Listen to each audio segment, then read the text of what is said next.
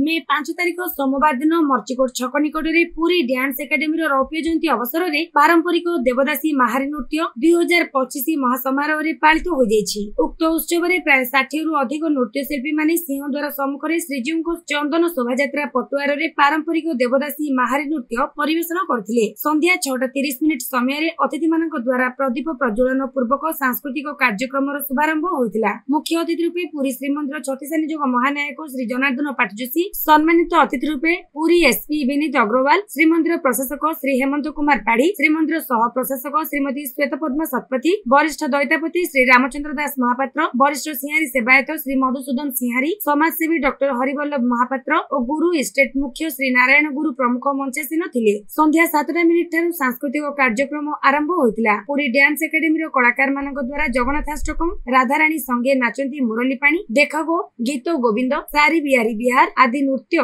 माहारी शैली रे परिवेशन करी दर्शक मानकु मंत्रमुग्ध करथिले। अतिथि कलाकार रूपे कृष्णमणि कलापीठ, चारुण नर्तन, नाचघर, वैभवी कला केन्द्रर कलाकार माने पारंपरिक देवदासी माहारी नृत्य परिवेशन करथिले। अनुष्ठानर संपादक गुरु श्री नारायण पांडे सभा कार्य परिचालना करथिले।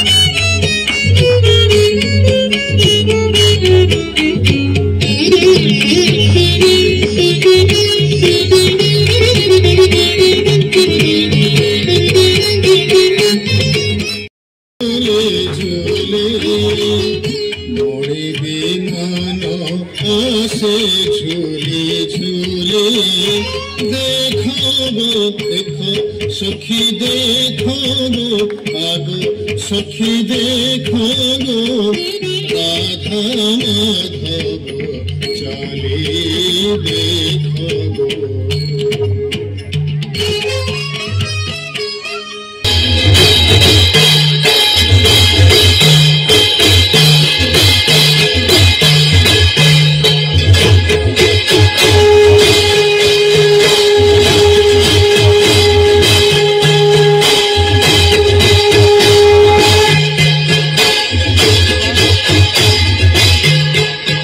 शंख भेरी तुरी घंटा कहानी शबद, शंख भेरी तुरी घंटा कहानी शबद, मणि विमानी गोविंद मणि विमानी।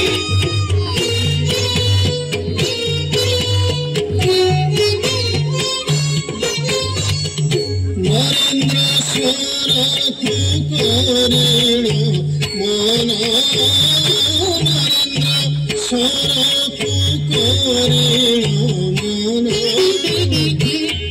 खेलते जगत मोहन, चप खेलते जगत